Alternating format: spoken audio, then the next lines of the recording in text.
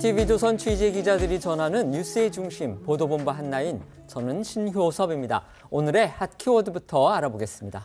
네, 첫 번째 키워드는 이제 대통령 차례입니다. 윤석열 대통령이 네덜란드 국빈 방문을 마치고 오늘 오전 귀국함에 따라 앞으로 김기현 대표 사퇴 등 여당 인적 쇄신 방향과 용산 책임론 등에 대해 어떤 입장을 밝힐지 주목됩니다. 당장 대통령실에선 산업부 등 4-5개 부처 추가 개각과 신년 기자회견 가능성 등이 나오고 있습니다.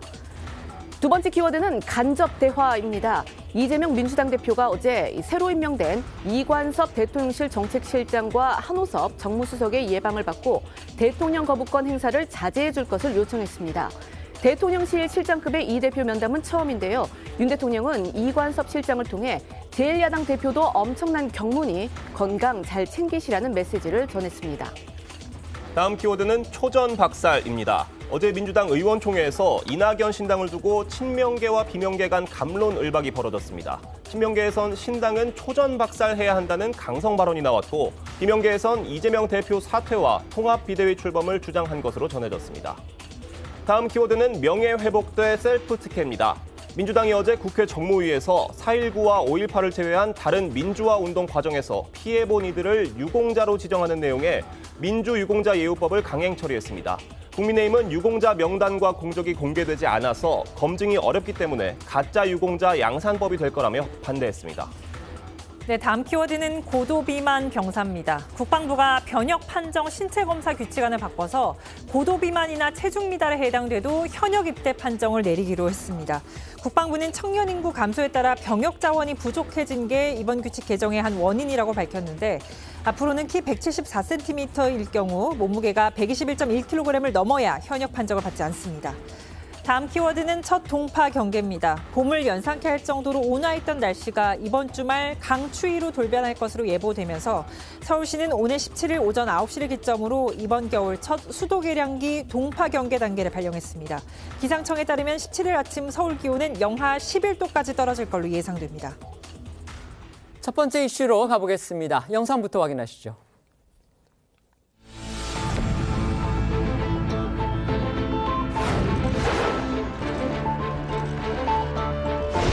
당이 변화하고 나아가야 한다는 점은 모두 같은 생각이실 겁니다.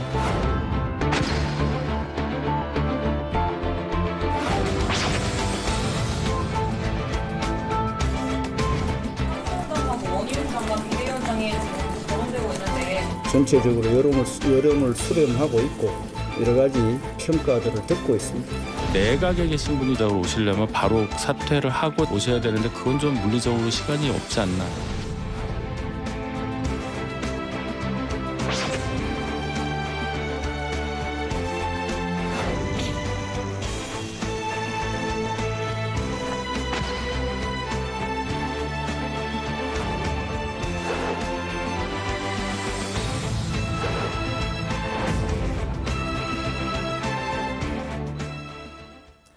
국민의힘이 어제 비상대책위원회 체제로 전환하기로 결정한 뒤에 본격적으로 비대위원장 인선 작업에 착수했습니다. 오늘은 긴급 의원총회를 열어서 이 문제를 논의했는데요. 말 그대로 백가쟁명이었다고 합니다. 네, 먼저 어제였었죠. 국민의힘은 이 중진 의원 모임 그리고 최고위를 잇따라 열어서 이 전당대회를 열지 않고 비대위 체제로 전환하겠다 이렇게 이제 결정을 했습니다. 그리고 오늘 비상의원총회를 열고 이제 관련 의견 수렴에 나선 건데, 일단 이 자리에서 비대위원장과 위원들 인선 그리고 앞으로의 활동 방향 등에 대한 논의가 이루어졌습니다. 윤재욱 대표 권한대행은요, 당 수습 방향을 공유를 하고 이 민생과 총선에 대한 결연한 의지를 확인하는 자리다라고 이야기를 했고요. 또 의원총회 모두 발언에선 당내 구성원들이 허심탄회하게 소통을 하면서 다 같이 해결 방안을 찾는 데 함께 해야 한다라고 협조를 요청하기도 했습니다. 직접 들어보시겠습니다. 김기현 대표님과 장제원 의원님의 결단이 우리 당의 변화와 총선 승리를 위한 진심으로 인정받기 위해서는 우리 당의 모든 구성원들이 더욱 하나로 뭉쳐 당을 정비하고 총선을 대비하는 데 한치의 흐트러짐이 없는 모습을 국민들께 보여드려야 합니다. 지금 우리 당이 신속한 회복력을 가지기 위해서는 당내 구성원들이 허심탄회하게 소통하면서 다 같이 이 해결 방안을 찾는데 함께 해야 합니다. 의총에서는요, 현재 거론되고 있는 비대위원장 후보군 가운데서 과연 누가 적합한지 이걸 놓고서 의견들의 의견이 많이 엇갈렸다고 합니다. 네, 의총을 마치고 나온 의원들 비대위원장 인선을 두고 경론이 오갔다 이렇게 전했습니다. 뒤에 좀 더 자세히 전해드리겠지만요. 현재 비대위원장 후보로 언론에 가장 많이 이름이 오르내리는 인물은 이 원희룡 국토부 장관, 한동훈 법무장관, 김한길 국민통합위원장 등입니다. 국민의힘 의원들 사이에서도 이들을 놓고 이견이 분출했다는 건데요. 관련해 윤재옥 대행은 의원들의 다양한 의견을 수렴했다고 짧게 전했고요. 홍문표 의원은 어떤 분이 좋은지에 대한 갑론을박이 있었다 이렇게 전했습니다. 유경준 의원은 비대위원장 선임과 당정 관계 정립 의견들을 냈지만 이견이 있었다고 전했습니다. 모습 보고 오겠습니다. 비대위원장 인선 두고 좀 이견 분출이 많이 있었나요? 의원님들 다양한 의견을 제가 수렴을 했습니다. 직접 이름을 거명하신 분도 있고 또 기준을 이야기하신 분도 있는데 여러 가지 의견들을 들었습니다. 어떤 의견들 오늘 나왔을까요? 이제 어떤 분이 좋으냐고 갑론을박을 하는데 아직 좀 기다려봐. 비대위원장으로요. 저희가 시간 관계상 지금 의총이 이제 막 끝난 것 같습니다. 그래서 의원들 얘기를 전부 다 소개해드리지는 못하겠고요. 지금 이제 계속 속보가 들어오고 있는데 안철수 의원 같은 경우는 이제 의원총에 나와서 이런 얘기를 했습니다. 비대위원장 조건에 관해서 얘기를 나눴다. 그런데 어느 정도 어제 중진회의에서 나온 얘기와는 대동소이하더라. 그러면서 어느 정도 정치 경험이 있는 분, 그다음에 독자적으로 정당의 목소리를 낼 수 있는 분, 그러니까 여당의 목소리를 말하는 거겠죠. 그리고 외연을 확장할 수 있는 분, 그 정도가 의원들의 공통적인 의견이지 않나 싶다 이렇게 얘기를 했습니다. 그다음에 오선의 서병수 중진이죠. 서병수 의원은 이런 얘기를 했습니다. 한 4-5명 정도 이제 얘기들이 나왔고 그런데 드림팀을 하자는 사람도 있었다. 이 얘기는 결국 이제 어제는 윤재욱 원내대표가 한 명으로 그렇게 얘기를 했으니까 단일 지도 체제를 얘기를 했는데 아마 복수로 하자는 그런 의견도 있었나 봅니다. 그러면서 이제 윤재욱 원내대표도 너무 다양한 이야기가 나와서 결정하기가 어려우니까 텔레그램으로 그 의원들한테 더 의견을 달라 이렇게 얘기를 했나 봅니다. 그러면서 다음 주에 의원총회를 한 번 더 해야겠다. 이런 지금 얘기가 나왔다고 했습니다. 의원들 얘기 좀 더 들어오면 계속 속보로 전해드리도록 그렇게 하겠습니다. 이처럼 의원들이 경론을 벌였다는 건요. 그만큼 이제 확실한 비대위원장감이 아직은 뚜렷이 부각되지 않았다. 이런 방증으로도 저희가 볼 수가 있습니다. 실제 언론 보도들을 보면요. 이 거명되는 후보들마다 저마다 장단점이 있어서 여권의 내부 의견 통일 쉽지 않아 보이긴 합니다. 네, 이제 총선이 얼마 남지 않은 시간이기 때문에 비대위원장 당을 선거 조직으로 신속히 전환하고 공천 과정에서 발생할 내부 갈등을 관리해야 하는 책임을 갖고 있습니다. 일단 윤재욱 대행은 국민 공감을 얻고 총선 승리를 이끌 수 있는 능력과 실력을 갖춘 분으로 인선할 것이라고 기준을 제시했었는데요. 목소리 듣고 오시죠. 비대위원장 인선 기준으로는 어떤 것들이? 제가 처음에 제시한 기준, 그렇게 국민들 눈높이에 맞고 또 국민이 공감할 수 있고 선거를 앞두고 있는 이 중요한 시점에 총선 승리를 위해서 우리 당을 이끌 수 있는 능력이나 실력을 갖춘 분, 그 기준에 대부분 공감해 주셨고 그런 분들을 그 기준에 맞는 분을 뽑는데 각 의원님들의 다양한 의견을 제가 앞으로도 듣겠다고 말씀드렸습니다. 네, 저희도 이제 어저께 전해드리긴 했는데요. 일단 이 비대위원장 후보군 중에서 한동훈 장관 같은 경우에는 대중적 인지도는 높지만 정치 경험이 없는 만큼 이 비대위원장을 맡기보다는 이 공동선거대책위원장이 좀 적합하지 않겠느냐 그런 의견이 나오고 있고요. 김한길 국민통합위원장은 민주당 출신이어서 이 중도 우파의 호소력이 있긴 하지만 또 윤석열 대통령과 워낙 가까운 사이인데다 정치 경력상 이 좀 올드맨으로 평가돼서 이 혁신 혹은 변화를 보여줄 비대위원장으로서는 적합하지 않다라는 그런 지적도 나오고 있습니다. 인효한 전 위원장 역시 후보군으로 계속 거론은 되고 있는데 일부 좀 말실수 논란이 있었었고 또 중진 의원들의 희생을 거론하면서 주류와 이 갈등을 빚어온 점 등이 약점이 될 수 있다라는 의견이 있습니다. 당내에서 나오는 목소리들 모아봤습니다.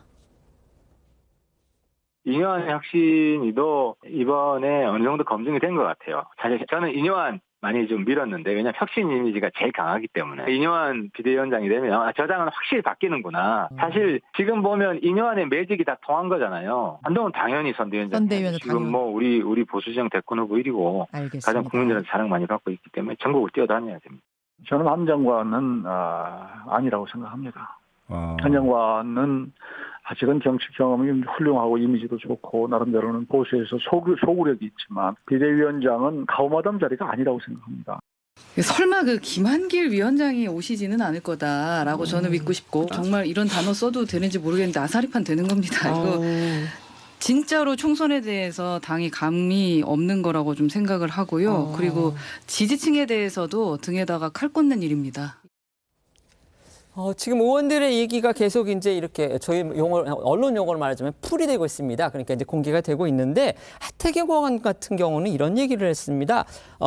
당청 관계에 관련해서 이제 지도부 체제가 전환이 필요하다, 그렇게 얘기를 했고요. 그다음에 한동훈에 대해서, 그러니까 한동훈 법무부 장관을 말하는 거죠. 한동훈 장관에 대해서 찬반이 많다, 이렇게 얘기를 했습니다. 이게 이제 결국 뒤집어 보면은 한동훈 장관의 이름이 결국 여기저기서 나왔다는 그런 얘기가 되겠죠.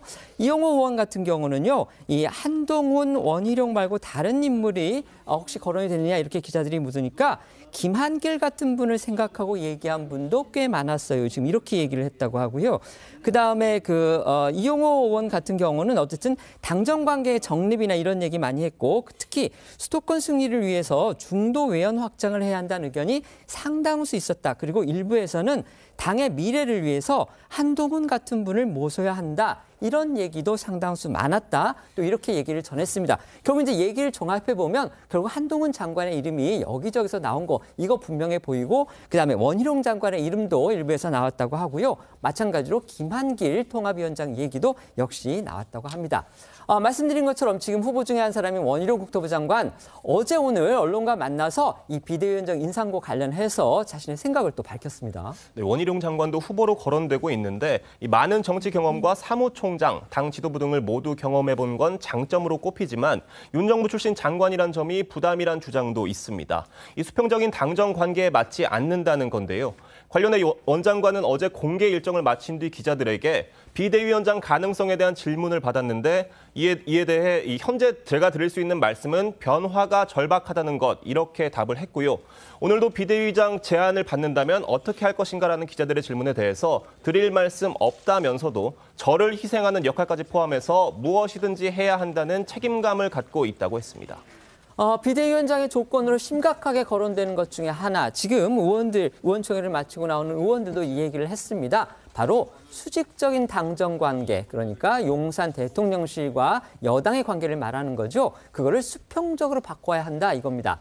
전임 김기현 대표가 이른바 윤심을 얻고 당선됐던 탓에 용산에 별로 할 말을 제대로 못했다, 이런 지적을 받아온 건데 그것과 맥이 닿는 주장입니다. 네, 한마디로 사람만 바뀌어서는 안 되고 당정관계 등 내용의 변화가 같이 수반돼야 비대위 체제도 성공할 수 있다는 주장입니다.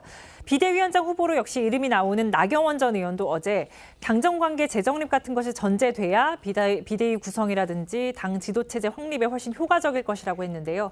오늘 의총에서도 여러 의원이 이 부분을 지적했다고 하는데, 관련해 윤재욱 대행이 당정관계가 국민들에게 수직적으로 비친다면 수평적 관계로 변화하는 방안도 고려해야 한다고 답한 게 주목이 됩니다. 목소리 듣고 오시죠.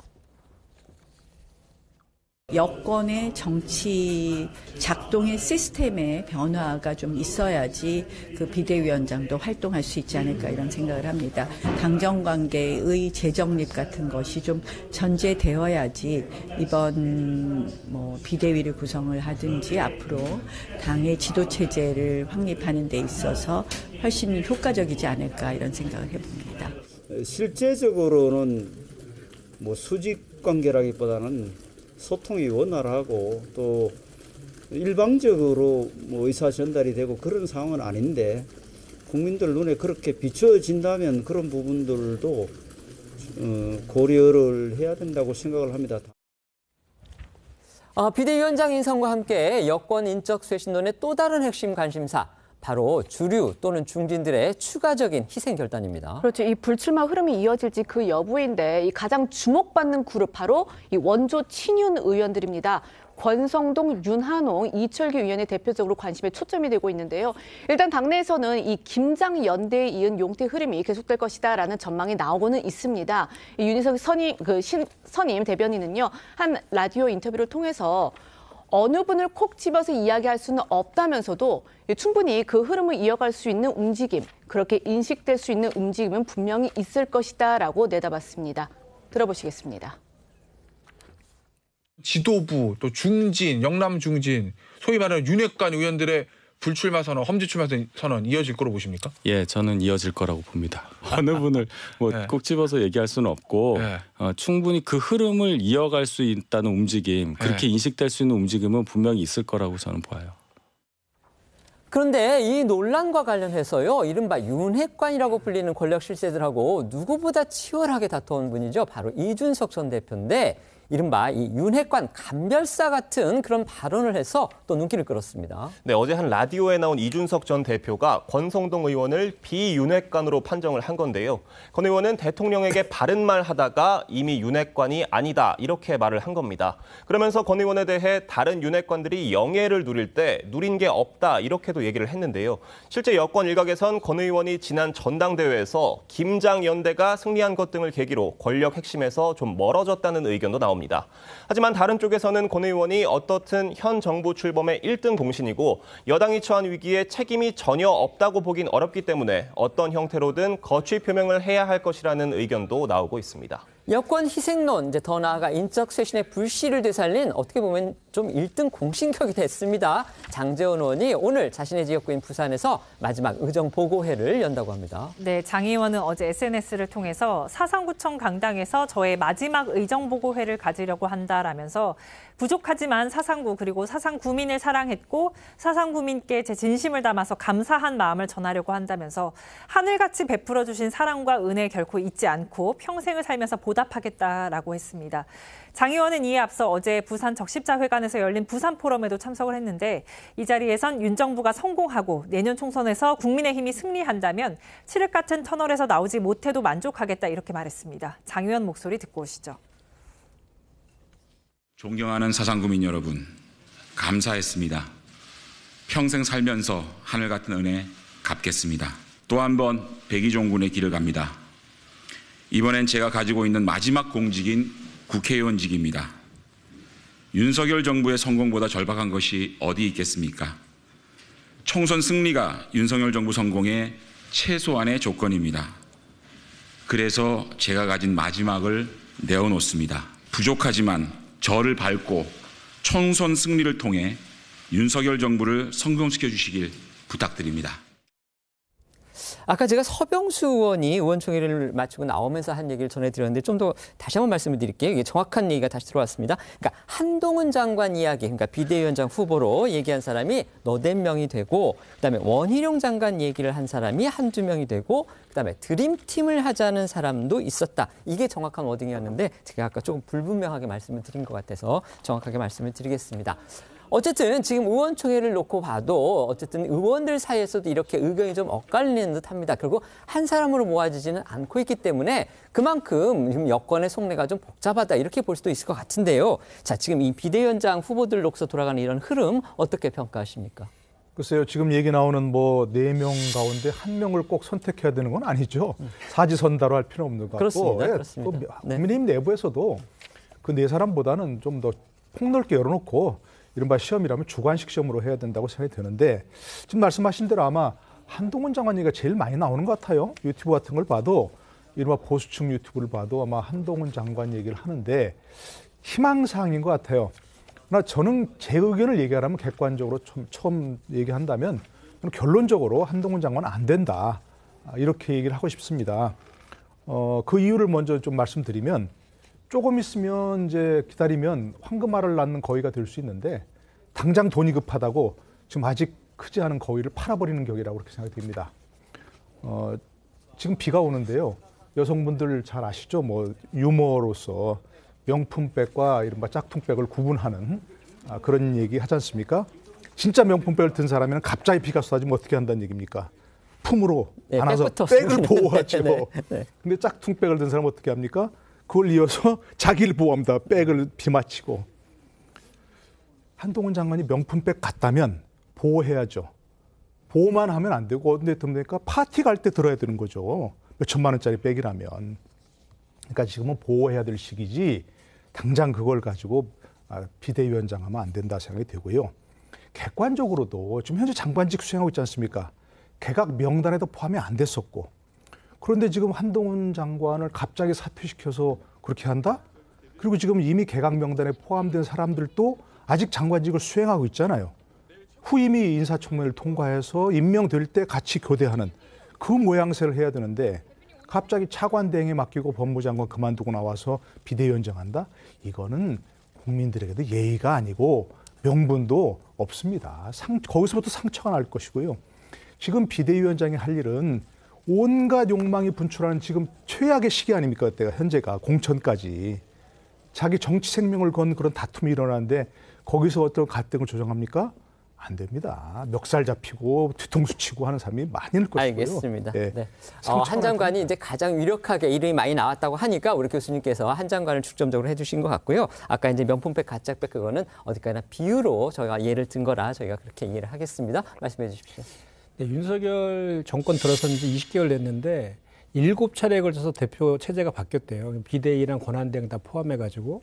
그때마다 윤석열 대통령이 중심에 서 있었어요. 근데 지금도 또 그런 비정상적인 상태가 지금 다시 또 이제 재현되고 있는 것인데 지금 현재 비상의총에서 거론되고 있는 분들 보면은 그대로 예를 들어 원희룡 장관이라든지 한동훈 장관이나 김한길 전 의원 등을 보면은 그분들 중에 만약에 비대위원장이 선임되면 도로 용산 비대위다라고 국민들은 볼 수밖에 없는 그런 상황 아니겠습니까?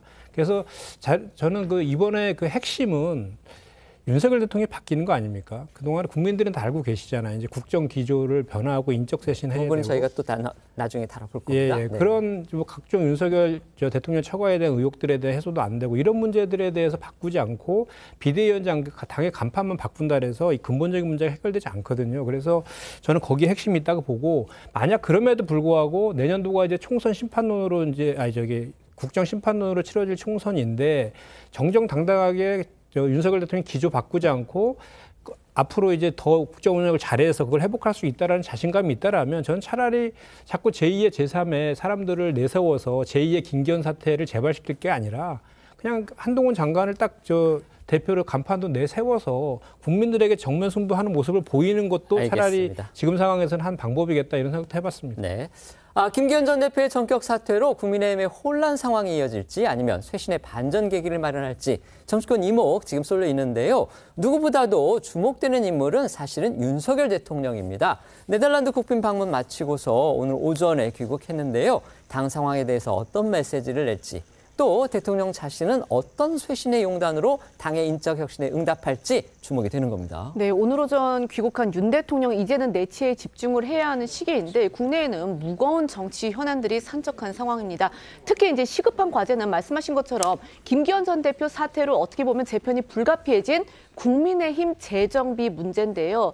일단 윤 대통령 최측근인 장제원 의원이 총선 불출마를 결단을 했고 또 대통령의 국정 파트너인 여당 대표도 이제 물러나면서 혁신의 물꼬가 트였다는 그런 이야기도 있지만은 아직은 민심이 호응할지 좀 불투명하다는 분석이 나오고 있습니다. 무슨 말이냐면 이제는 윤 대통령이 직접적이든 간접적이든 답을 해야 할 차례다라는 의견들이 나오고 있다는 겁니다. 언론들은 이렇게 보도하고 있습니다. 여권 일각에서 윤 대통령이 연초에 기자회견을 갖는 것을 비롯해서 국민 그리고 대언론 소통 방식에 또 한번 변화를 주는 그런 방향을 고심 중이다. 이런 이야기가 나왔습니다. 네, 이런 가운데 윤 대통령 오늘 오전 귀국길에 마중 나온 윤재욱 당대표 권한대행 겸 원내대표에게 수고했다, 고생 많았다는 인사를 건넸습니다. 다만 윤 대행은 윤 대통령이 그 외 별다른 말은 없었다고 전했고요. 어제 윤 대행을 접견한 한호섭 대통령실 정무수석 역시 취임 인사를 왔을 뿐 당 상황은 대통령실이 관여할 문제가 아니라고 선을 그었습니다. 윤 대통령 귀국길부터 영상으로 보시고 윤재욱 대행과 이 한호섭 정무수석 목소리도 들어보겠습니다. 수고가 많았습니다. 대통령님 귀국하실 때 하셨던 걸로 알고 있는데 따로 말씀 같은 거 혹시 없으셨나요? 특별한 말씀 없었습니다. 대통령이 따로 말씀 주신 게 없어가지고 그런 건 아니고 온 김에 인사차 들린 거 그 이상 그 이하도 아닙니다. 비대위 얘기 있으셨을까요? 아니 그런 얘기는 없었고요. 그거는 어차피 권한대행께서 당내 중지를 모으시지 않겠습니까? 좀 지켜보시죠. 그거는 당이 중지를 모아야 될 일이죠. 대통령실이 모아야 될 일은 아니기 때문에 조심하십시오. 김기현 전 대표 사퇴 과정에서 이른바 윤심이 작용했느냐 이걸 두고서 지금 이 얘기가 계속 나오고 있습니다. 일단 김 전 대표 여전히 잠행을 이어가고 있고요. 당연히 이제 대표직을 사퇴한 상황이기 때문에 윤 대통령 귀국 그 자리에도 모습을 보이지 않았습니다. 그렇죠. 앞서 이제 보신 윤 대통령 출국길에는 환송장에 이제 김기현 전 대표가 나갔었는데요. 오늘 오전 윤 대통령 귀국 환영 행사에는 김기현 전 대표 참석하지 않았습니다. 며칠째 어떤 공개 석상에도 모습을 드러내지 않고 있는데요. 어제 이제 저희도 전해드린 대로 이 한겨레 신문을 비롯해서 여타 이제 언론들은 윤 대통령이 네덜란드 순방 전 이 김기현 전 대표에게 대표직은 유지하고 총선 불출마를 해달라 이렇게 요청을 했는데 김 전 대표가 어떻게 보면 정반대로 대표직을 포기하고 이 총선 출마를 고집해서 윤 대통령이 격려했다 이런 이제 뒷이야기가 전해졌었습니다. 관련 질문에 대해서 이관섭 대통령실 정책실장은요 말을 아꼈고요. 이 한호섭 정무수석은 그런 이야기는 듣지 못했다라고 부인했습니다. 두 사람 목소리 들어보시겠습니다. 윤 대통령이 김기현 대표 독대한 거 맞으실까요? 김기현 대표 불출마한다고 해서 처음에 윤 대통령 화나신 거 맞으실까요? 그런 얘기는 못 들었는데. 하지만 김기현 전 대표 사퇴 과정에서 이른바 윤심이 작용했다는 후속 보도들이 오늘 쏟아져 나왔습니다. 네, 일부 언론 보도들을 종합해 보면요. 윤 대통령은 출국 전날인 지난 10일 김기현 전 대표를 직접 만났다고 합니다. 지난 8일 김 전 대표와 인요한 혁신위원장을 불러 오찬을 한 지 이틀 만인데요. 이 자리에서 윤 대통령은 김 전 대표에게 통상 당대표는 지역구는 희생해 왔으니 출마하지 말고 전국구 선거를 지휘하는 것이 어떻겠냐는 취지의 말을 했다고 전해졌고요. 김 전 대표는 이에 대해 답을 내놓지 않았다고 합니다. 또 윤 대통령은 지난 11일 네덜란드 출국 직전에도 김 전 대표에게 이번 주까지는 정리했으면 한다고 재차 총선 불출마를 요청했다고 하고요. 이 전해진 대로 네덜란드 현지에서 직접 연락하기도 했다는데요. 이어 장제원 의원까지 나서 2차 설득을 했음에도 김 전 대표가 출마 의사를 접지 않자 윤 대통령이 더 불편한 심기를 드러냈다고 전해집니다. 김기현 전 대표가 아주 이례적으로 이제 기자회견도 하지 않고 SNS를 통해서 사퇴 선언을 했죠.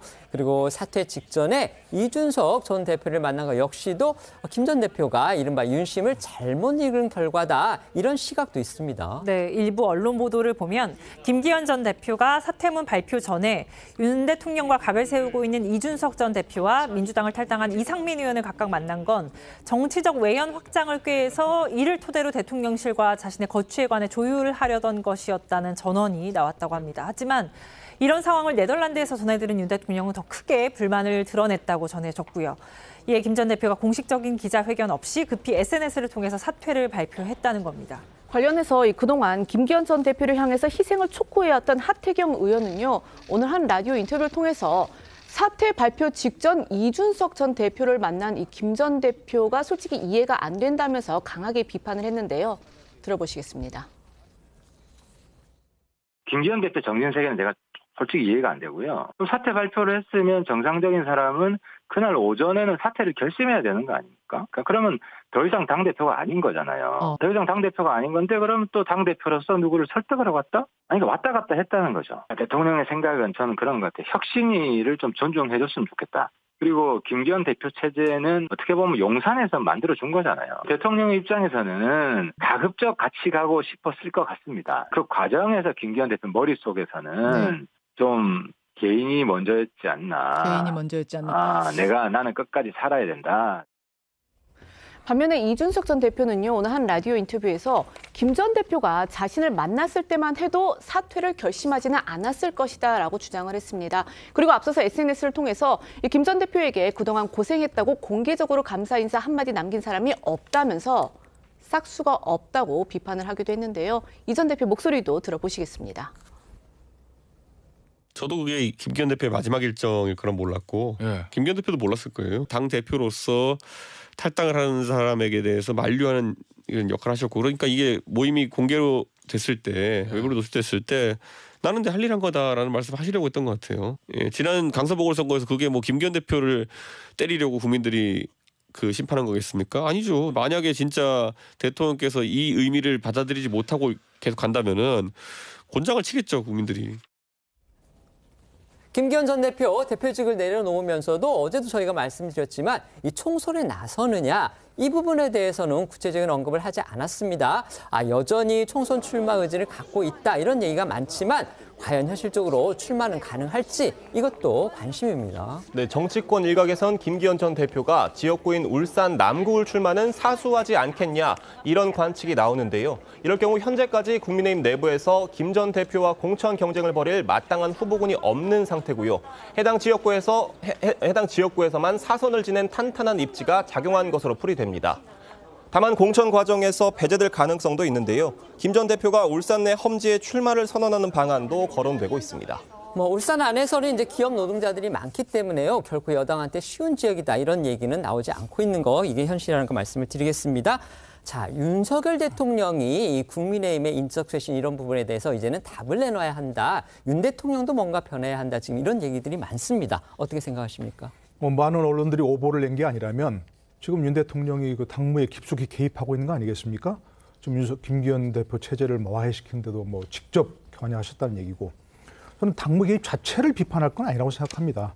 그러나 그것은 대통령의 당연한 의무일 수 있는 거죠. 그런데 김기현 체제를 억지로 만든 것도 그렇고, 강서구청장 후보를 억지로 낸 것도 그렇고, 용산의 힘이 작용했다는 거 아닙니까? 그러면 지금 이런 걸 수습할 것도 결국은 윤석열 대통령의 책임이고, 또 내년 총선은 대통령 한 2년 차에 치러지는 선거니까 당연히 구도가 정권 심판원입니다.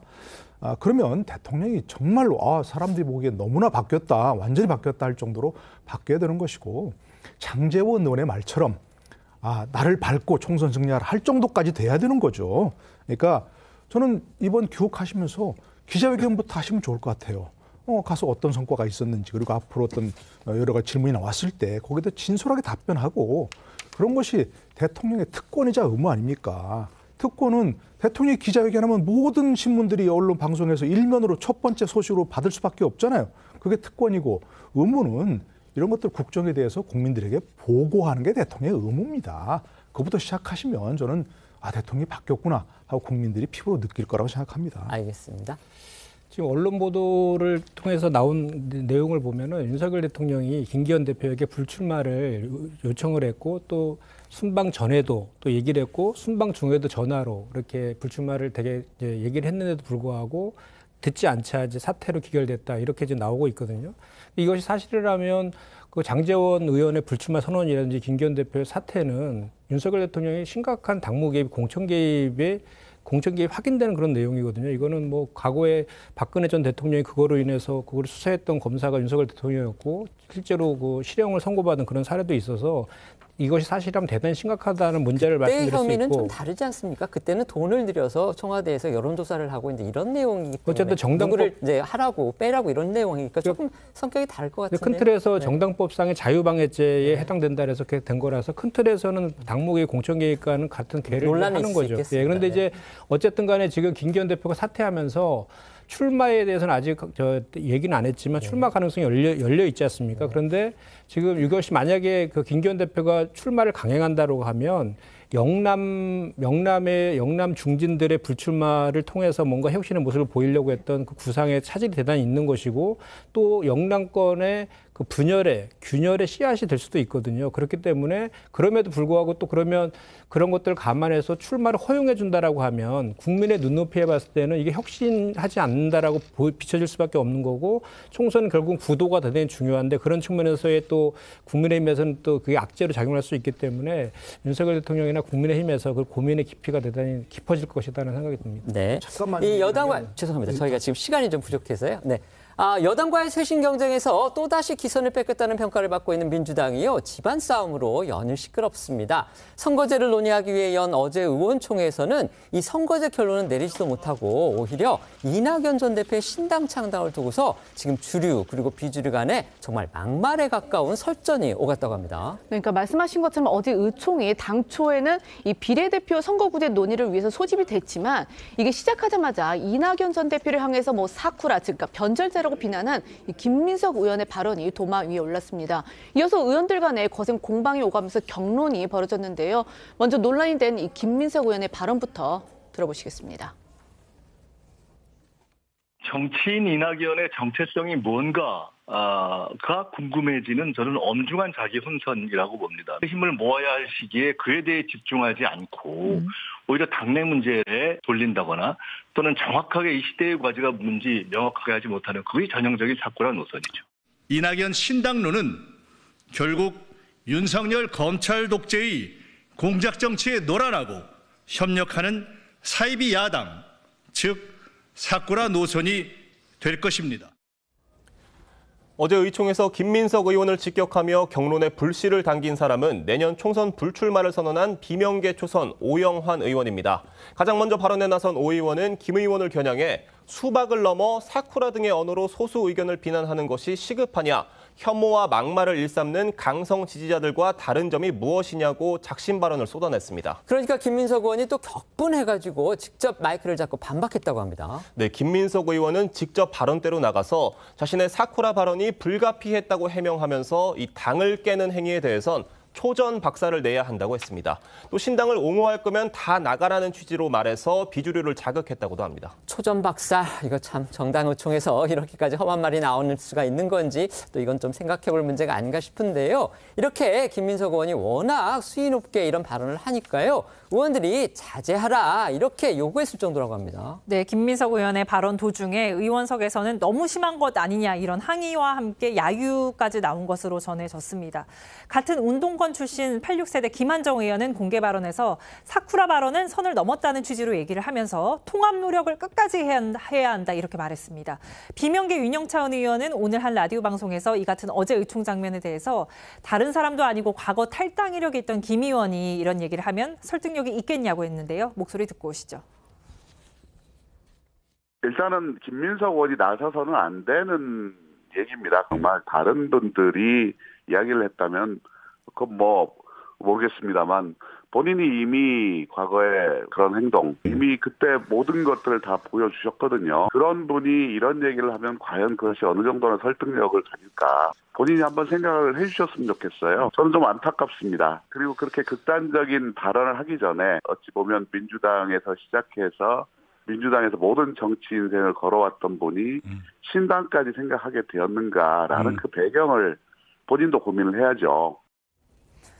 네, 김민석 의원은 어제 의총이 끝나고도 자신의 SNS를 통해서 엄동설원의 웬 분열과 이적의 사쿠라냐면서 영화 서울의 봄에 빗대서 각성 단결해서 사쿠라 반란을 철저히 조기 진압해야 2024 서울의 봄, 민주의 봄이 온다면서 재차 이낙연 전 대표의 신당 창당 행보를 겨냥하는 모습을 보였습니다. 어제 의원총회에서는요, 또 당 지도부의 리더십 부재, 이걸 꼬집는 목소리도 나왔다고 합니다. 네, 진작에 총선 불출마를 밝힌 사선 중진 우상호 의원의 발언이었는데요. 우 의원은 총선을 앞두고 당이 위기로 가고 있다. 다른 생각을 가진 사람들을 만나지도 않고 어떻게 통합을 하느냐. 나갈 테면 나가라는 태도라면 지도부가 사퇴를 해야 한다라고 했습니다. 결국 이재명 지도부가 최근 이탈 조짐을 보이는 비주류 진영을 방치하고 무시하고 있다라는 그런 취지로 비판한 것으로 보이는데요. 이 친문계인 고민정 최고위원도요. 전직 당대표가 신당을 만든다는데 중진들은 왜 침묵을 하고 있냐라고 했습니다. 하지만 의원들의 의견을 수렴해서 이 결정을 해야 할 사람 바로 이재명 대표죠. 그런데 이 대표는요, 막상 어제 의원총회에 참석하지 않았다고 합니다. 네, 이 대표 측은 일정이 있어서 의총에 참석하지 못했다고 했습니다. 이모경 원내대변인은 이 대표의 불참 사유에 대해서 전달받은 바가 없다라고 이렇게 기자들에게 밝혔는데요. 이 대표와 이모경 원내대변인 목소리 함께 듣고 오시죠. 지금 의원총회 가시는 길일까요? 아니요, 다른 일정이 있어요. 의원총회 오늘 선거제 관련해서 논의한다고 했는데 혹시 안 가시는 이유가 있을까요? 뭐 다양한 의견도 있을 테고요. 선거제 문제는 우리 의원님들의 의견뿐만이 아니라 우리 다양한 우리 국민 여러분들의 의견을 듣고 있는 중입니다. 데드라인을 좀 어떻게 봐야 될까요? 언제까지? 오늘 이재명 대표는 왜 의총에 참석 안 하시는 거예요? 그러게 말입니다. 저도 모르겠습니다. 그걸 좀 당 지도부에게 다시 한번 제가 문의를 좀 해보겠습니다. 네, 전달받은 거는 전혀 없었던 사안입니다. 네, 이 원내대변인 발언에 비춰보면 이 대표가 왜 의총에 나오지 않았는지 명확한 이유를 좀 파악하지 못했던 걸로 보입니다. 일각에서는 의원총회에서 이 대표가 연동형 비례대표제 유지와 위성정당 방지 같은 대선 공약을 파기했다는 비판이 쏟아질 것을 우려해서 일부러 다른 일정을 핑계 삼아서 자리를 피한 게 아니냐, 뭐 이런 해석도 나오고 있습니다. 이처럼 어제 의원총회에서도 분명히 확인이 됐습니다. 지금 민주당의 가장 큰 현안 그리고 고민이 바로 이낙연 신당일 텐데요. 관련해서 어제 이낙연 전 대표가요, 내년 1월 중순에 신당을 만들기로 했다. 이런 일정이 정해졌다. 이런 언론 보도에 대해서 이거 사실 아니다. 이렇게도 밝혔습니다. 그러니까 일부 언론에서 이낙연 전 대표가 내년 1월 15일을 목표로 신당 창당 계획을 세웠다 이렇게 보도를 했는데 여기에 대해서 이제 이 전 대표는요, 오늘 뉴시스와의 통화에서 1월 15일이라는 날짜는 나도 모르는 날짜다. 이 새해 초에 국민들께 보고하겠다는 입장에서 더 나아간 부분은 없다라고 했습니다. 사실 이낙연 전 대표 아주 호기 있게 신당 행보에 나서고 있고요. 신당을 만들겠다 이렇게 공식 확인까지 했지만 지금 상황이 흘러가는 거 그렇게 녹록해 보이지는 않습니다. 오늘도 당내에서 비판론이 공개적으로 나왔습니다. 네, 오늘 또 나왔는데요. 이 민주당 내 최대 의원 모임인 더 좋은 미래, 약칭 더미래가 이낙연 전 대표를 향해서 이 신당 창당 선언을 철회해야 할 것을 촉구를 했습니다. 그러면서 이재명 대표가 상황이 악화되기 전에 이 전 대표를 만나야 한다라고도 주장을 했는데요. 하지만 여전히 이 대표 측 반응은 미지근합니다. 이 강선우 당 대변인은요, 오늘 당 최고위 회의 결과를 이제 브리핑하면서 지도부 차원에서 이낙연 전 대표를 만나는 것에 대해서 별도 검토는 없었다 이렇게 밝혔는데 이 더미래 측과 강선우 대변인의 목소리 들어보시겠습니다. 민주당 당 대표와 민주정부의 총리까지 역임하신 이낙연 전 대표께서 신당 창당을 선언했습니다. 참담함을 금할 수 없습니다. 최소한의 정치적 도리를 지켜주십시오. 신당 창당 선언을 철회해 주실 것을 촉구합니다. 지도부가 지금 움직여야 됩니다. 특히 당 대표님께서 빠르게 더 이상 악화되기 전에, 되돌릴 수 없는 상황이 되기 전에 이낙연 대표를 만나시고 그리고 이 흐름을 멈추게 해야 된다고 생각하고, 더 좋은 미래에서도 이낙연 전 대표에 빨리 찾아가서 신당 창당을 멈추게 해야 한다고 하는데 당 지도부가 이낙연 전 대표를 찾아가거나 이럴 계획을 검토하고 있습니다. 더 미래 관련해가지고서는 오늘 논의는 없었습니다. 지금 저희가 들려드린 그 녹취에서 이제 지도부라는 얘기가 여러 차례 나왔는데 이게 사실은 이재명 대표를 말하는 겁니다. 결국 이재명 대표의 움직임, 이재명 대표의 입을 바라보고 있는 눈들이 이렇게 많은 겁니다. 하지만 이재명 대표는요, 이 언론에 관련 질문이 나올 때마다 침묵을 한다든지 아니면 어떤 때는 아예 그냥 그 본질과는 전혀 관계가 없는 이른바 동문서답을 하고 있습니다.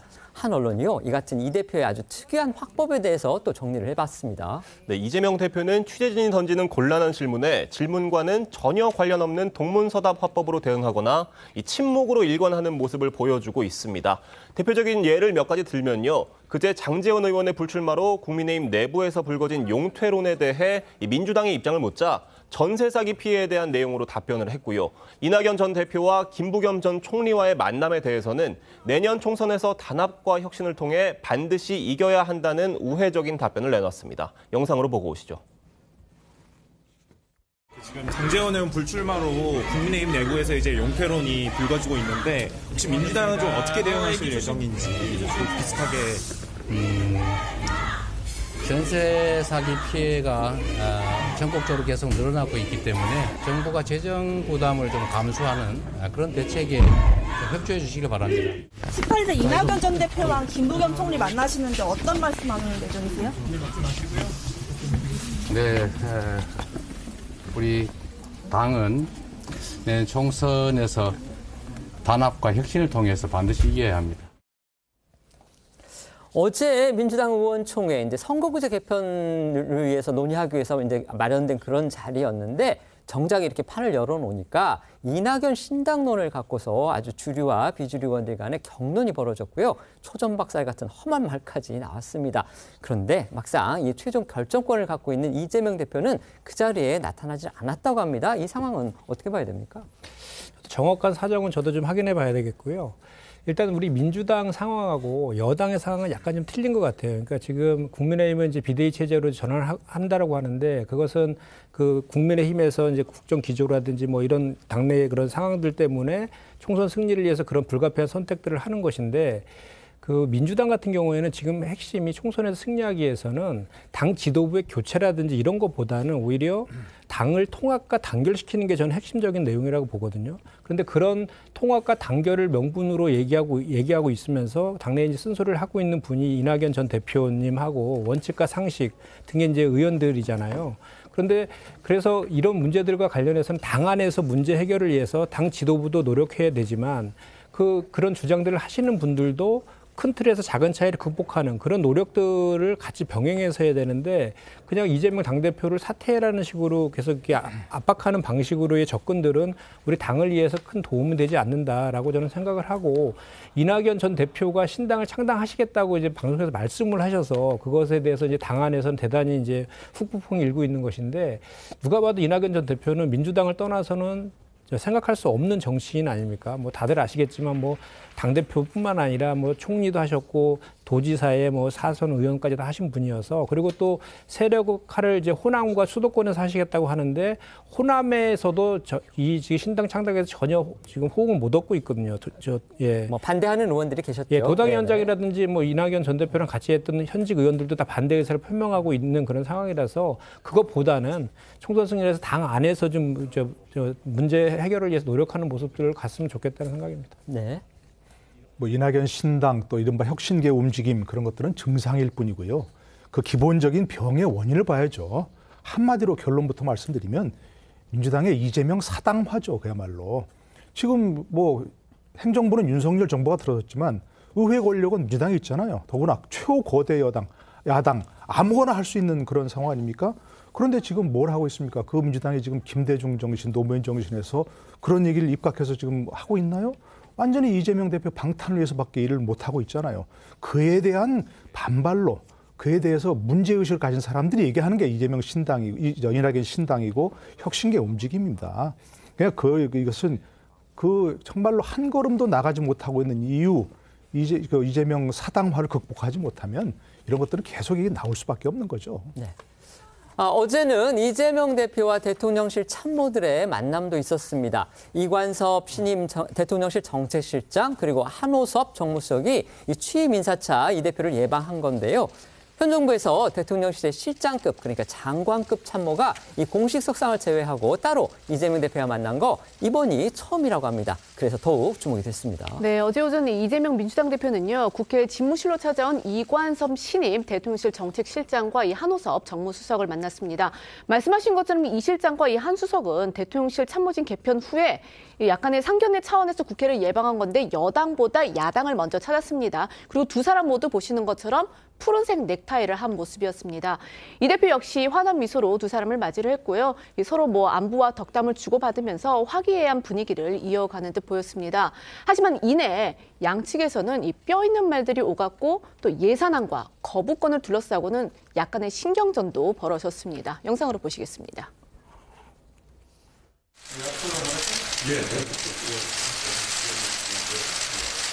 정부가 어려운 때일수록 우리 국민들의 삶을 좀 뒷받침해주는 좀 든든한 부모 같은 역할을 해주시면 좋겠는데 너무 인색한 거 아닌가. 좀 구조조정을 해야 될 필요가 있지 않냐는 전국적인 규모로 발행하는 것보다는 지자체에서 하는 게 국회의 입장, 입법안들에 대해서 좀 존중해 주시면 좋겠다. 그런 생각이 좀 듭니다. 가급적이면 자유시장 경제 기조에 맞게 뭔가 경제를 운영해 갔으면 하는 그런 생각이고 민주당이 다수당이니만큼 대표님께서 각별한 배려를 부탁드립니다. 이재명 대표는 이재명 대표대로 하고 싶은 말 했고요. 또 이관섭 실장은 또 이 실장대로 자신이 해야 할 말을 한 듯한 그런 느낌이 듭니다. 네, 들으신 것처럼 이 대표가 정부의 R&D 예산과 취약계층 예산 삭감 등을 지적하자 이 실장은 너무 방만하게 쓰인다거나 다른 목적에 사용되는 부분은 구조적으로 조정해야 할 필요가 있다고 했습니다. 이 대표가 성남시장과 경기도지사 시절부터 공을 들인 지역화폐 예산과 관련해서는 이 대표가 신경 쓰는 예산이니 잘 검토하겠다고 답하기도 했습니다. 여기에 그간 민주당 주도로 야권이 통과시킨 법안에 윤 대통령이 잇따라 거부권을 행사한 데 대해서 양측의 입장차가 더욱 확연히 드러났다는 건데요. 이 대표는 국회도 국민이 뽑은 국민의 대표 기관이라는 점을 충분히 고려해서 이 법안을 존중해달라고 했고 이 실장은 여야 간 노선 차이가 분명히 드러나고 있다며 우리는 가급적 자유시장 경제 기조에 맞게 경제를 운영해갔으면 하는 생각이고 그런 관점에서 의견이 다를 수 있다고 답했습니다. 결국 이제 어제 상당히 뭐라 그럴까요? 날카로운 대화도 뒷부분에는 있었습니다. 하지만 또 눈길을 끄는 장면이 하나 있었는데요. 바로 윤 대통령이 이 두 참모를 통해서 이 대표의 건강을 챙기는 그런 메시지를 전달을 한 겁니다.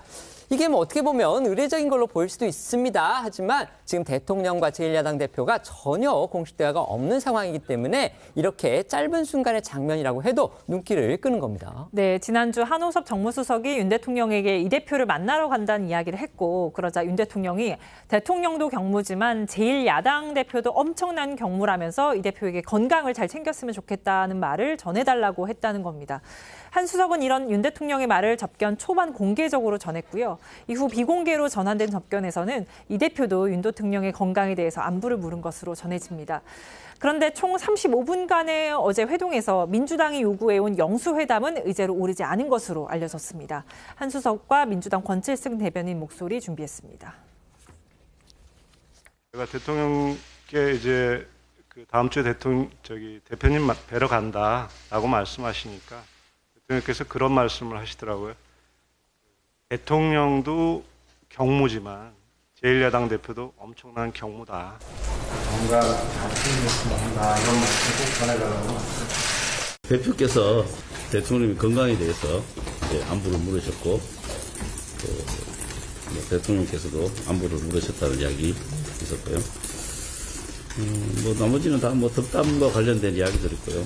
영수회담 관련해서는 네, 그런 이야기 없었습니다. 앞으로 또 대통령실 인사들이랑 만날 계획? 지금 현재 확정된 일정은 없습니다. 지금 민주당 내에서 일고 있는 이 긴장의 근본에는요, 바로 친명 인사들이 대거 지역구를 접수하는 거 아니냐, 바로 여기에 지금 핵심이 있습니다. 지금 당 차원에서 이른바 공천 자격, 그러니까 경선에 참여할 자격을 주는 그 심사를 하고 있는데 여기에서요, 이 친명, 그러니까 이재명 대표의 측근 인사한테 큰 혜택을 주는 듯한 그런 일이 벌어져서 논란이 일고 있습니다. 지난 대선에서요, 이재명 캠프의 선대위 조직본부 팀장이라는 그런 역할을 했던 정의찬 이재명 대표 특보가 바로 문제의 당사자입니다. 네, 정 특보는 학생 운동권 출신입니다. 그런데 이종권 이 고문치사 사건으로 유죄를 받은 전력이 있죠. 이 사건은요, 1997년 5월 27일 20대 시민 이종권 씨가 이 전남대 학생 행세를 했다면서 이른바 경찰 프락치로 몰아서 이 남총련 간부들이 쇠파이프 등으로 폭행해서 사망에 이르게 한 사건입니다. 남총련, 그러니까 남부총학생연합일 겁니다. 이제 한총련, 그러니까 전국적으로 조직된 한총련 산하 조직입니다. 당시 정의찬 특보는요, 조선대 총학생회장이었고요. 정의찬 특보가 바로 이 남총련의 의장을 맡고 있었습니다. 그렇죠. 이 당시 이 사건의 가해자가 18명에 달했고 정 특보는 이 일로 해서 1심에서 징역 6년에 자격정지 3년, 벌금 200만 원 이렇게 선고를 받았지만 2심에서는 징역 5년으로 감형이 됐고 2002년 김대중 정부에서 특별 사면 복권됐습니다. 이런 전력에도 민주당 검증위가 정 특보를 내년 총선에 출마할 수 있는 이 공천 적격자로 판정을 해서 논란이 되고 있는 겁니다. 특별사면 이후 정 특보는 더불어 광주연구원 사무처장, 경기도지사 비서관, 광주 광산구청 열린민원실장 등 정치권 주변에서 활동해왔습니다. 경기도지사 비서관을 지냈다 이렇게 지금 돼 있는데요. 그 당시에 지사가 바로 이재명 대표였습니다. 네, 마찬가지로 이재명 대표가 경기도지사이던 지난 2021년 4월엔 경기도 산하 수원 월드컵 경기장 관리재단 사무총장에 임명이 됐지만 고문치사 사건 개입이 알려져서 4개월여 만에 일신상의 이유로 사표를 냈고요. 앞서 말씀하신 것처럼 지난 대선에서는 이재명 캠프의 선대위 조직본부장을 맡기도 했습니다. 이후 이 대표는 지난 8월 정 특보를 비롯한 측근 인사들에게 특보 임명장을 수여를 했고요. 정 특보의 SNS에 게시된 이재명 대표의 목소리 잠시 듣고 오시죠. 반갑습니다. 더불어민주당 대표 이재명입니다. 정의찬 당대표 특보는 고향인 해남 완도 진도에 대한 사랑이 누구보다 깊은 분으로 알고 있습니다. 평소에도 지역 발전에 대해 깊이 고민해왔던 분이길래 더욱 기대가 큽니다. 늘 응원하겠습니다. 고맙습니다. 네, 이 검증 결과가 발표되자 당 안팎에서는 이 대표와 가깝다는 이유로 국민이 받아들이기 어려운 후보가 적격 판정을 받았다는 비판이 쏟아졌습니다. 민주당의 한 중진 의원은 조선일보에 이 대표가 자기 사람을 챙기기 위해서 정의찬 같은 사람에게 공천을 주려 한다면 당내 반발은 물론이고 민심에서도 완전히 멀어질 거다. 이렇게 강하게 비판한 것으로 전해집니다. 이런 분위기 때문인지 오늘 오전 민주당 검증위는 실수가 있었다면서 정의찬 특보에 대해 재심사를 하겠다는 입장을 밝혔습니다. 아, 실수였다고 했군요. 네, 정 특보의 과거 범죄 전력이 검증 자료에는 있었지만 검증위원들이 실수로 놓쳤다는 건데 김병기 검증위원장은요, 이 검증위에서 아차 싶었는데 오히려 언론에서 알려줘서 고맙다. 하여튼 신속하게 결론을 내리겠다라고 했습니다. 목소리 들어보시죠. 정의찬 현재 후보자에 대한 적격 심사 관련된 내용인데 긴급위원회를 검증위원회를 다시 소집해가지고 재논의해서 신속하게 결론 내리겠습니다. 재논의한다는 건 그러면 결과가 달라질 수 있다라는? 물론입니다. 지금 기존 검증 과정에서는 왜? 그런 거 자꾸 묻지 마시고. 얘기를 하다 보면 여러 얘기를 할 수 있는데 하여튼 결론적으로 말씀드리면 긴급하게 재논의해가지고 결론 내리겠습니다. 공천의 최종 책임자는 결국 이제 이재명 대표라고 볼 수가 있죠. 이 대표 어쨌든 자신의 특보에 관련해서 지금 이런 일이 벌어진 건데, 자, 이 대표의 반응 전해진 게 있습니까? 네, 여기에 대해서는 답을 했습니다. 이 대표는요, 정특보 검증에 대한 기자들의 질문에 검증위에서 규정을 잘못 본 업무상 실수가 아닌가 싶다면서 재논의에 처리해야 할 사안으로 본다, 이렇게 답을 했습니다. 그리고 민주당 검증위는요, 지금 2시부터 회의를 소집해서 이 정특보에 대한 재심사를 하고 결론을 낼 예정입니다. 이 대표의 목소리 들어보시겠습니다. 네, 정의찬 특보를 통과한 게 대표님 특보여서 그렇다는 비판이 있는데 재논의에서 처리해야 될 사안으로 생각됩니다. 기존에 적격 판정을 한 번 받은 거에 대해서는 어떻게 보세요? 아마 규정을 잘못 본 업무상 실수가 아닌가 싶습니다. 전과라고 해도 가령 이제 민주화운동 경력이라든지 그다음에 노동운동 경력이라든지 이런 거는 어느 정도 이해가 되죠. 하지만 지금 문제가 된 정의찬 당대표 특보 같은 경우는 고문치사 사건. 그러니까 아주 엉뚱한 사람을 프락치로 몰아서 고문을 해서 사망에 이르게 한 그런 사건으로 대법원에서까지 유죄 판결을 받았습니다. 그런데 지금 민주당 검증위가 적격, 그러니까 공천 경쟁에 뛰어들 자격이 있다. 이렇게 지금 판정을 했기 때문에 논란이 일었는데 그런데 이게 또 실수였다? 그래서 다시 보겠다. 지금 이렇게 된 겁니다. 네, 어떻게 된 거? 어떻게 평가하십니까? 그러니까 민주당의 이제 그 프로세스를 보면은 이제 자격 심사를 하는 단계인데 그 자격 심사에 통과되면은 이제 예비 후보에 등록할 수 있고 그 이후에 또 한 번 이제 심사를 합니다. 그 다음에 그 심사까지 통과돼야지 경선 후보가 되는 거거든요. 그런데 여기 지금 현재 1단계에서는 저희 그 당원 단계에 보면은 7가지의 예외 없는 부적격 그 범죄를 나열하고 있거든요. 거기에 해당되는 무조건 부적격으로 이제 검증을 통과 못하게 되어 있는데 그 7가지의 범죄들을 보면 주로 성비 문제라든지 부패 범죄 같은 관련된 그 7가지의 범죄가 있는데 이것이 거기에 해당되는지 제가 좀 찾아봐야 되겠는데 어쨌든 그 지금 이재명 대표라든지 김병기 그 위원장의 말에 의하면 실무자의 실수라고 하고 있으니까 그 실수한 거에 대해서 2시에 다시 이제 회의를 열어서 재심사하겠다고 하니까 그 결과대로 이렇게 다시 제대로 심사되면은 그거에 따른 결과가 나올 거라고 생각하고요. 네. 부적격 판정 받을 것 같습니다. 네. 글쎄 1차 심사라고 할 수 있는 거 아니겠습니까? 더구나 그 김병기 의원이 누굽니까? 국정원에 근무했던 그런 치밀한 분들인데 실수라고 한다면 의도적 실수라고 저는 평가할 수밖에 없습니다. 상식적인 거 아니겠습니까? 정의찬 특보가 이재명 대표의 특보가 아니었으면 그리고 경기도지사 시절 비서관이 아니었으면 어떻게 이런 일이 났겠습니까? 그러니까 저는 이게 그러니까 혁신이라고 하는 게 사람들 쫓아내고 새로운 사람들이겠다 하는 건데 저는 그게 누차 얘기하지만 혁신이 아닙니다. 왜?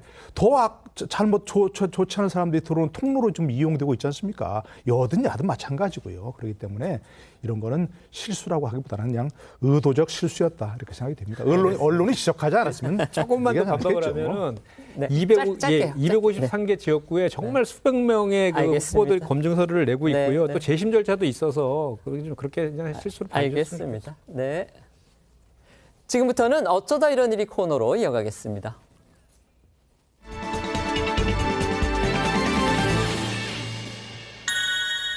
첫 번째는요, 고액 체납 연예인입니다. 국세청이 어제 고액 상습 체납자의 명단을 공개했는데요. 여기에 아주 유명한 스타들의 이름이 올라 있어서 대중의 실망이 컸습니다. 네, 국세청이 2억 원 이상의 국세를 체납 발생일로부터 1년이 지날 때까지 내지 않은 고액 상습 체납자 7,900여 명 명단을 공개했습니다. 여기에 가수 겸 배우 박유천 씨 그리고 쌍칼이란 별명으로 잘 알려진 배우 박준규 씨가 이름을 오르는 불명예를 안았는데 두 사람의 체납 내역을 구체적으로 살펴보면요. 가수 박유천 씨는 2016년 부동산 양도세를 비롯해서 모두 5건의 세금을 내지 않았고요. 체납액만 4억 900만 원입니다. 또 박준규 씨는 2015년 종합소득세를 비롯해 모두 6건의 세금 3억 3천만 원을 체납 중인 것으로 드러났습니다. 국세청은 명단 공개 대상자들에게 납부 독려와 소명을 요청하는 등 그동안 충분한 기회를 줬다는 입장입니다. 들어보시죠. 지난 3월부터 6개월간 소명 기회를 부여하였으나 납부하지 않았습니다. 그러니까 국세청은 이제 세금 납부할 기회를 충분히 줬는데도 내지 않고 버텼기 때문에 이번에 이름까지 공개하게 됐다. 지금 이겁니다. 자, 박준규 씨하고 박유천 씨의 입장도 소개해 주시죠. 일단 박준규 씨에게 이 체납에 대한 입장을 들어봤는데요. 국세청 발표대로 현재 3억이 좀 넘게 체납이 된 상태는 맞다 이렇게 인정을 했습니다. 다만 이 세금을 고의로 체납한 건 아니고 그동안 조금씩 상환해 오던 중이었다라고 해명을 했는데 이 연예인이라는 직업상 수입이 일정하지 않기 때문에 좀 돈을 내는 게 쉽지 않았다 이렇게 설명을 했습니다. 그리고 이제 박준규 씨는요 계속 상환을 하고 있었던 상황이기 때문에 이렇게 이제 명단이 공개될 줄 몰랐다라고도 했는데요.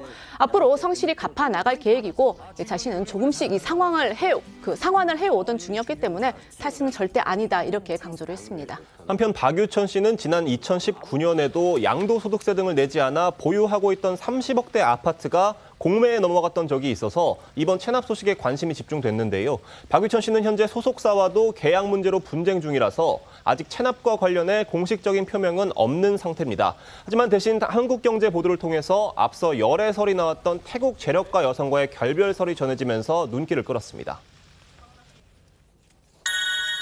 두 번째는요, 내가 본 리설주입니다. 자, 이거 어떤 내용입니까? 네, 가수 백지영 씨가 어제 자신의 그 유튜브 채널을 통해서 북한 김정은 위원장의 부인 리설주의 첫인상이 아파 보였다고 말해서 화제가 됐는데요. 이런 발언은 지난 2018년이죠. 이 평양에서 열린 남북 평화 공연에 참여를 했던 백지영 씨가 당시 공연 후일담을 전하는 과정에서 나왔습니다. 백지영 씨는요, 리설주가 조용하고 동양적인 미인이었지만 처음 봤을 때 너무 창백해 보여서 좀 아파 보인다 이렇게 생각을 했다라고 이야기를 했는데요. 또 김정은 위원장에 대해서는 이 옷매무새가 어디 하나 흐트리짐 없이 정말 뭐 1톤 다리미로 다린 느낌이었다 이렇게 회상을 하기도 했습니다. 김정은 리설주 이 부부에 대해서는요, 부부 같지가 않아 보였다. 또 이런 인상을 얘기했습니다. 네, 백지영 씨는 이 부부 같은 자연스러움은 없고 수직 관계 같은 느낌이 들었다 이렇게 말했습니다. 또 북한에서의 아찔했던 기억을 떠올리면서 단체 사진을 찍을 때 김정은 위원장 뒤에 섰던 때를 꼽기도 했는데 어떤 사연인지 들어보시죠. 이 느낌 없던데? 약간 수직관계라는 느낌이 좀 들었어. 수평관계는 확실히 아닌 것 같은 느낌이었어. 앞에 있는 사람들 때문에 뒤에 있는 사람들이 안 보일 수 있으니까 앉아주시던지 이렇게 자세를 좀 낮춰주세요 뭐 이렇게 얘기를 했어. 그랬더니 갑자기 그 김정은 위원장이 나도 1년인데 그럼 나도 낮추란 말이요 뭐 이렇게 얘기를 한 거야. 그래서 우리 막 뭐 이랬어. 근데 그러고선 자기 혼자 또 웃어요. 자기는 농담한 거야. 네, 백지영 씨는요, 이 당시 공연을 통해 만난 현송월 선동부 부부장에 대한 일화도 밝혔는데요. 백지영 씨가 76년생이고 현송월 부부장이 77년생이어서 현송월 부부장이 언니라고 불렀다 이러면서 여장부 스타일이다, 털털하다 이렇게 평가를 하기도 했습니다. 또 공연이 끝난 뒤에 이 뒤풀이를 하면서 좀 이별을 아쉬워했던 그런 기억이 난다라고 회상을 하기도 했는데요. 백지영 씨 이야기와 또 지난 이 평양 공연 당시 현송월 부부장 모습 이어서 보시겠습니다. 나보고 언니라고 하던데? 77이래. 말술이야, 말술. 와, 진짜. 그거 앉으려고 이를 악물고 내가 그냥. 현송월이 나한테 막 언니 막 이러면 내가 그래! 막 이러고 있는 것 좀 약간 잠깐 생각나고 떠나지 말라고 막 보고 싶다고 우리 언제 다시 만나냐고 슬퍼하고 막 부둥켜 안고 이랬던 거 한번 생각나고. 소감 한 말씀 해주십시오. 네, 오늘 공연이 잘 된 것 같아서 기쁩니다. 남측 가수들 공연 좀 어땠습니까?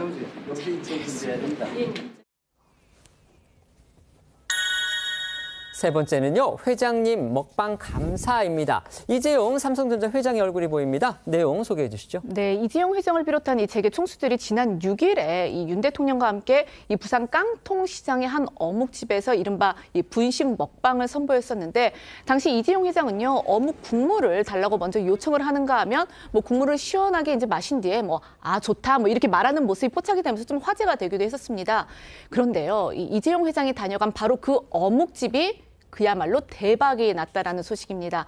해당 어묵집은요, SNS를 통해서 최근 2주간 매출 기록을 찍은 사진을 올리면서 이재용 회장님 덕분에 매출이 엄청나게 올랐다 이러면서 감사의 인사를 전한 겁니다. 이 어묵집 매출 급상승을 불렀다는 이재용 회장의 먹방 영상 보시겠습니다. 잘 먹겠습니다. 아유. 진짜 맛있겠어요.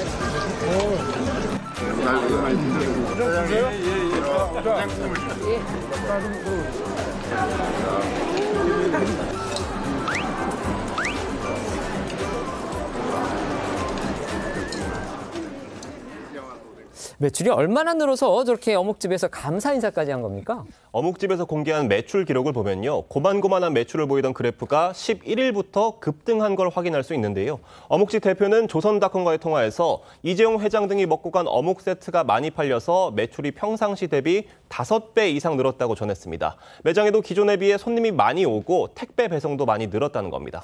재계 총수들이 시장에서 이제 분식을 먹는 모습 저희가 쉽게 볼 수 있는 그런 장면은 아니었습니다. 이걸 둘러싸고서 솔직히 좋은 얘기만 나오지는 않았는데 어쨌든 화제가 된 건 맞습니다. 자, 이재용 회장의 그 사진도 계속 화제가 되고 있죠. 네, 이 회장이 쉿 이렇게 하면서 익살스러운 표정을 지어서 화제가 된 사진은 부장님 몰래 회식에서 도망가는 대리짤 이런 패러디를 낳기도 했었습니다.